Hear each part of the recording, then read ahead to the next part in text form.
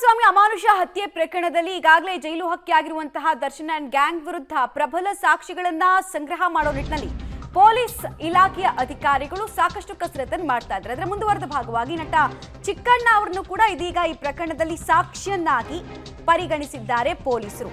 164 ಹೇಳಿಕೆಯನ್ನ ಪೊಲೀಸರು ದಾಖಲಿಸಿದ್ದಾರೆ. ಕೊಲೆ ದಿನ ದರ್ಶನ್ ಜೊತೆಗೆ ಚಿಕ್ಕಣ್ಣ ಪಾರ್ಟಿ ಮಾಡಿದ್ರ ಬಗ್ಗೆ ಪ್ರಾಥಮಿಕ ಇನ್ಫಾರ್ಮೇಶನ್ ಪೊಲೀಸರಿಗೆ ಇತ್ತು. ಸ್ಟೋನಿ ಬ್ರೂಕ್ಸ್ ನಲ್ಲಿ ಪಾರ್ಟಿಯನ್ನ ಇದೇ ಚಿಕ್ಕಣ್ಣ ಮಾಡಿದ್ದಾರೆ. ಸದ್ಯಕ್ಕೆ ಅವರನ್ನ ನ್ಯಾಯಾಧೀಶರ ಎದುರು ಹಾಜರುಪಡಿಸಿ 164 ಹೇಳಿಕೆಯನ್ನ ದಾಖಲು ಮಾಡಿಕೊಳ್ಳಲಾಗ್ತಾ ಇದೆ. ಸೊ ಆ ಮೂಲಕ ಅವರ ಹೇಳಿಕೆಯನ್ನ ಮುಂದೆ ಅವರೇ ಬಯಸಿದ್ರು ಚೇಂಜ್ ಮಾಡೋದಕ್ಕಾಗೋದಿಲ್ಲ. ಈ ಪ್ರಕರಣದಲ್ಲಿ ಅವರು ಕೂಡ ಸಾಕ್ಷಿ ಆಗ್ತಾ ಇದ್ದಾರೆ. ಇವರನ್ನ ಏನಕ್ಕೆ ಸಾಕ್ಷಿಯಾಗಿ ಪರಿಗಣಿಸಬೇಕು ಅಂತ ಪೊಲೀಸರಿಗೆ ಅನಿಸ್ತು ಅನ್ನೋದೇ ತೀರಾ ಕ್ರೂಷಿಯಲ್ ಆಗ್ತಾ ಇದೆ. ಸಾಕಷ್ಟು ಜನರ ಹೇಳಿಕೆಯನ್ನ ಈಗಾಗಲೇ 164 ಅಡಿಯಲ್ಲಿ CRPC 164 ಅಡಿಯಲ್ಲಿ ದಾಖಲಿಸಿಕೊಳ್ಳೋ ಕೆಲಸವನ್ನ ಮಾಡಲಾಗ್ತಾ ಇದೆ. ಸೊ 164 ಹೇಳಿಕೆಗೂ 161 ಹೇಳಿಕೆಗೂ ವ್ಯತ್ಯಾಸ ಏನು ಅಂತ ಕೇಳಿದ್ರೆ, ಮುಂದೆ ಸ್ವತಃ ಸಾಕ್ಷಿ ನುಡಿದವರೇ ನಮ್ಮ ಹೇಳಿಕೆ ಇದಾಗಿತ್ತು ಇದಲ್ಲ ಅಂತ ಮನಸ್ಸು ಬದಲಾಯಿಸೋದಕ್ಕೆ ಹೇಳಿಕೆನ ಬದಲಾಯಿಸೋಕೆ ನೋಡಿದ್ರು ಕೂಡ ಆಗೋದಿಲ್ಲ. ಒನ್ಸ್ ಏನ್ ಸ್ಟೇಟ್ಮೆಂಟ್ ಅನ್ನು ಅವ್ರು ಕೊಟ್ಬಿಡ್ತಾರೆ ಅದೇ ಫೈನಲ್. ಹೀಗಾಗಿ ಮ್ಯಾಜಿಸ್ಟ್ರೇಟ್ ಮುಂದೆ ಕೊಡಿಸ್ತಾರೆ ಅದನ್ನ. ಚಿಕ್ಕಣ್ಣ ಅವರಿಗೂ ಕೂಡ ಈಗ ಸಾಕ್ಷಿಯನ್ನಾಗಿ ಇಡೀ ಪ್ರಕರಣದಲ್ಲಿ ಮಾಡಲಾಗಿದೆ. ಸೊ ಇದರ ಹಿಂದೆ ಹಲವು ಕಾರಣಗಳಿದೆ ಅನ್ನೋದು ಕೂಡ ಗೊತ್ತಾಗ್ತದೆ. ಜಸ್ಟ್ ಪಾರ್ಟಿ ಮಾಡಿದ್ದಕ್ಕೆ ಮಾತ್ರ ಅಲ್ಲ, ಅದಾದ್ಮೇಲೆ ಏನಾದರೂ ಕಾನ್ವರ್ಸೇಷನ್ಗಳು ಸಾಕ್ಷಿಯಾಗಿ ಪರಿಗಣನೆ ಆಗ್ಬೋದು ಅಂತ ಪೊಲೀಸರಿಗೆ ಅನಿಸಿದ್ದು ಇರ್ಬೋದು. ಮತ್ತು 164 ಹೇಳಿಕೆಯಲ್ಲಿ ಇವ್ರು ಏನು ಸ್ಟೇಟ್ಮೆಂಟ್ಗಳನ್ನು ಕೊಟ್ಟಿರ್ತಾರೆ ಅನ್ನೋದು ಕೂಡ ನಮಗೆ ಸಿಗೋದಿಲ್ಲ. ಅದು ಕೋರ್ಟಿಗೆ ಡೈರೆಕ್ಟ್ ಸಬ್ಮಿಟ್ ಆಗುತ್ತೆ.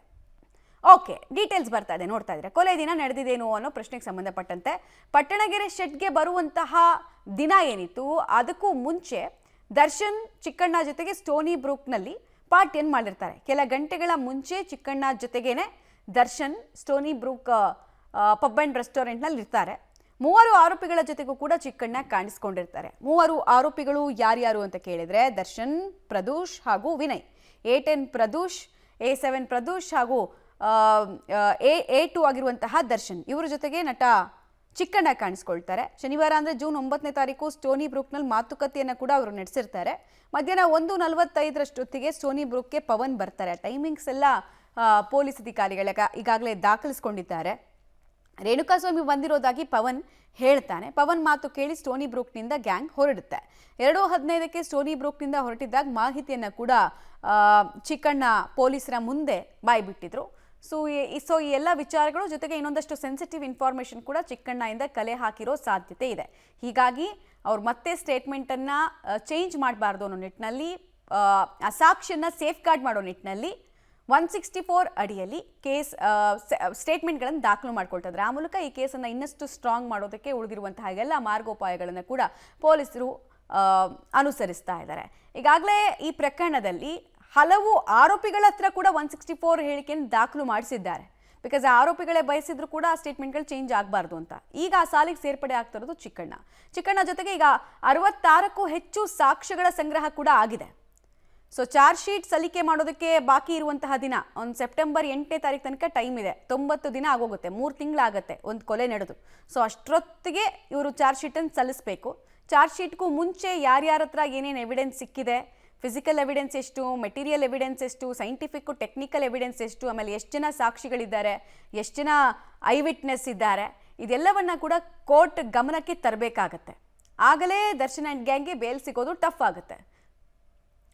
ಡೀಟೇಲ್ಸ್ ಕೊಡ್ತಾರೆ ಮುರಳಿ, ನೇರ ಸಂಪರ್ಕದಲ್ಲಿ ಜಾಯ್ನ್ ಆಗ್ತಿದ್ದಾರೆ. ಮುರಳಿ, ಈಗ ಚಿಕ್ಕಣ್ಣ ಅವರನ್ನ 164 ಹೇಳಿಕೆ ದಾಖಲಿಸಬೇಕು ಅಂತ ಪೊಲೀಸರು ಯಾಕೆ ಡಿಸಿಷನ್ಗೆ ಬಂದರು? ಈ ನಿರ್ಣಯದ ಹಿಂದೆ ಇರುವಂತಹ ಅಂಶಗಳೇನು? ಕೇವಲ ಪಾರ್ಟಿ ಮಾಡಿದ್ರು ಅನ್ನೋ ಮಾತ್ರನಾ ಅಥವಾ ಬೇರೆ ಸೆನ್ಸಿಟಿವ್ ವಿಚಾರಗಳು ಕೂಡ ಈ ಕೇಸ್ ವಿಚಾರದಲ್ಲಿ ಗೊತ್ತಾಗಿದೆಯಾ ಪೊಲೀಸರಿಗೆ? ಮಮತಾ, ಏನಂದ್ರೆ ಪ್ರಮುಖವಾಗಿ ಒಂದು ಟೈಮ್ ಲೈನ್ ಅನ್ನ ಕನ್ಫರ್ಮೇಶನ್ ಅನ್ನ ಮಾಡ್ಕೊಳ್ಬೇಕಾಗಿರುವಂಥದ್ದು ಪೊಲೀಸ್ ಅಧಿಕಾರಿಗಳಿಗೆ. ಯಾಕೆಂದ್ರೆ ಪಟ್ಟಣಗೆರೆ ಶೆಡ್ಗೆ ರೇಣುಕಾಸ್ವಾಮಿ ಬಂದಿರ್ತಾನೆ. ರೇಣುಕಾಸ್ವಾಮಿ ಸರಿಸುಮಾರು 12:45 ಅಥವಾ 1 ಗಂಟೆ ಆಸುಪಾಸಿನಲ್ಲಿ ಬರ್ತಾನೆ. ಅದಾದ ನಂತರ 1:30ಕ್ಕೆ ಪವನ್ ಸ್ಟೋನಿ ಬ್ರೂಕ್ನಲ್ಲಿ ಬಂದು ಹೇಳಿಕೆಯನ್ನ ಕೊಡುವಂಥದ್ದು. ಅಂದ್ರೆ ದರ್ಶನ್ ಮತ್ತು ಪ್ರದೋಷ್ಗೆ ಒಂದು ಮಾಹಿತಿಯನ್ನ ಕೊಡ್ತಾನೆ. ಈಗ ನಾವು ರೇಣುಕಾಸ್ವಾಮಿ ಏನು ಚಿತ್ರದುರ್ಗದಿಂದ ಕರ್ಕೊಂಡು ಬಂದಿದ್ದೀವಿ, ಆತನನ್ನ ಪಟ್ಟಣಗೆರೆ ಶೆಡ್ನಲ್ಲಿ ಇರಿಸಿದ್ದೀವಿ, ಅಲ್ಲಿಗೆ ನೀವು ಬರಬೇಕು ಅಂತ ಹೇಳಿ ಒಂದು ಕರೆಯನ್ನು ಕೊಡುವಂಥದ್ದು.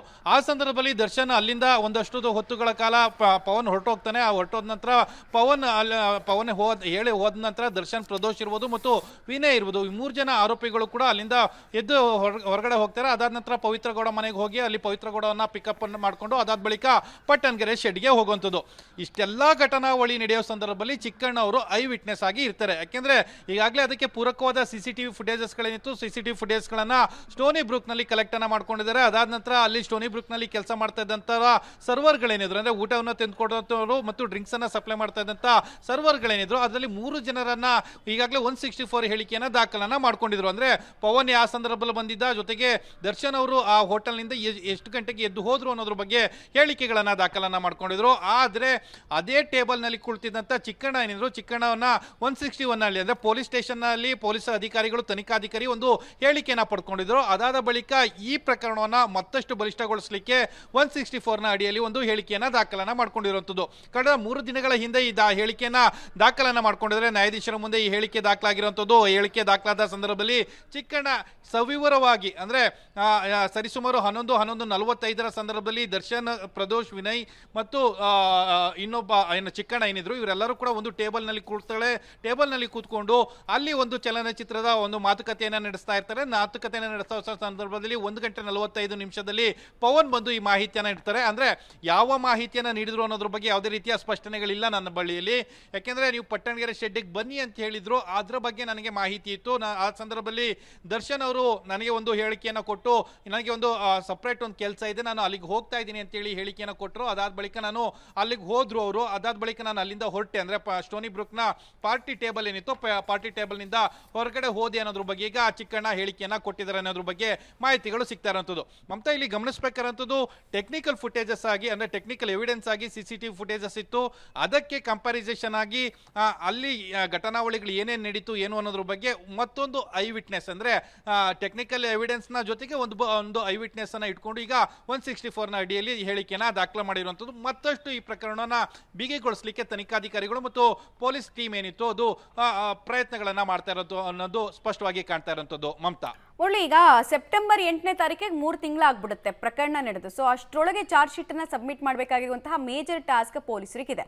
ಸೊ ಇನ್ನು ಯಾವೆಲ್ಲ ಸಾಕ್ಷಿಗಳನ್ನ ಅಂತಿಮವಾಗಿ ಕಲೆ ಹಾಕುವಂತಹ ಪ್ರಯತ್ನವನ್ನ ಪೊಲೀಸರು ಮಾಡ್ತಾ ಇದ್ದಾರೆ, ಮತ್ತು ಅಂದಾಜು ಯಾವಾಗ ಚಾರ್ಜ್ ಶೀಟ್ ಸಬ್ಮಿಟ್ ಮಾಡಬಹುದು ಅಂತ ಅನ್ಸುತ್ತೆ? ಮಮತಾ, ಸೆಪ್ಟೆಂಬರ್ 8 ಅನ್ನೋದಕ್ಕಿಂತ ಸೆಪ್ಟೆಂಬರ್ 11ನೇ ತಾರೀಕು, ಅಂದ್ರೆ ಆರೋಪಿ ಯಾವಾಗ ಬಂಧನಕ್ಕೊಳಗಾಗ್ತಾನೆ, ಬಂಧನಕ್ಕೊಳಗಾದ ದಿನದಿಂದ 90 ದಿನಗಳ ಕಾಲ ದೋಷಾರೋಪ ಪಟ್ಟಿಯನ್ನ ಸಲ್ಲಿಕೆ ಮಾಡಲಿಕ್ಕೆ ಅವಕಾಶಗಳು ಇರುವಂತದ್ದು.